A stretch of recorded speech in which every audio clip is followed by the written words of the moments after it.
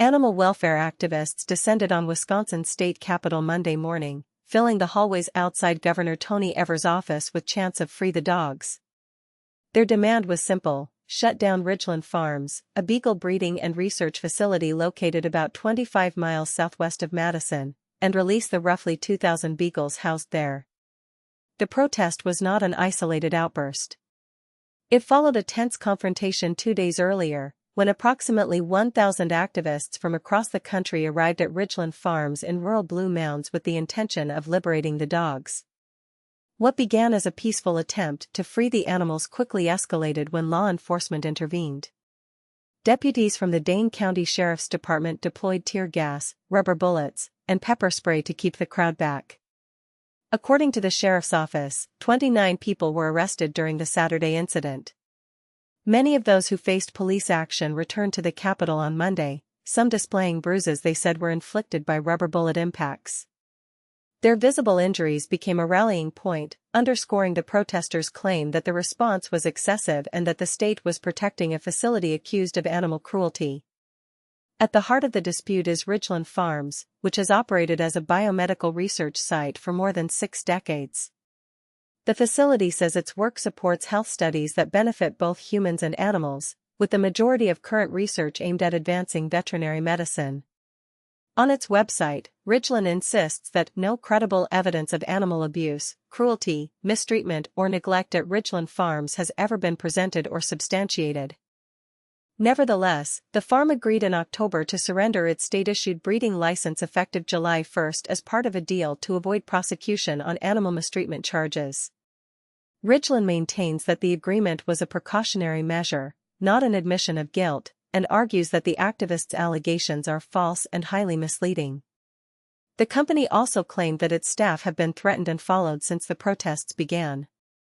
Sheriff Calvin Barrett defended his deputies' actions, telling the Associated Press that the response was appropriate and decisive given the perceived threat posed by between 300 and 400 protesters who attempted to breach the facility's perimeter.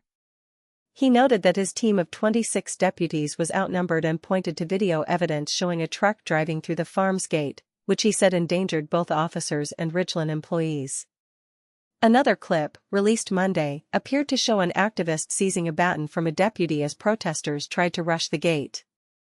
The sheriff further explained that protesters were organized into 3 distinct groups, one prepared to commit felony breaking and entering, another willing to be arrested for trespassing, and a third present solely for peaceful demonstration.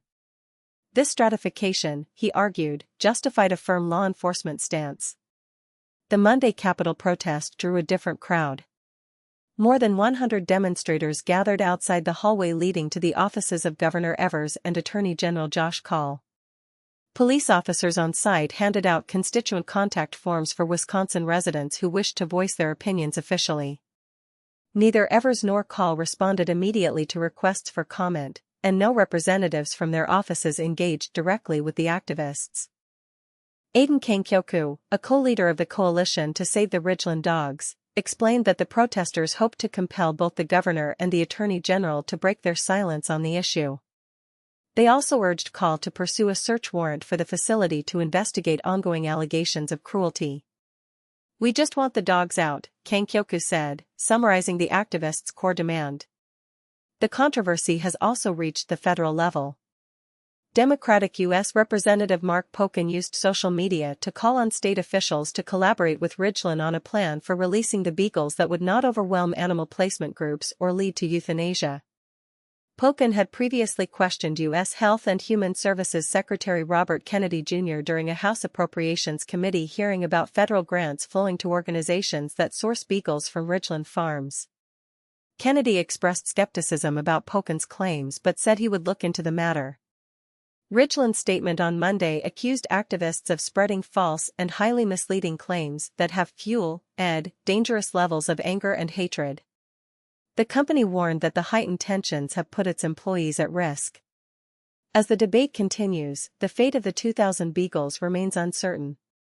Activists insist the dogs deserve freedom and an end to what they view as inhumane treatment, while officials and the facility emphasize the importance of biomedical research and the legal processes already underway.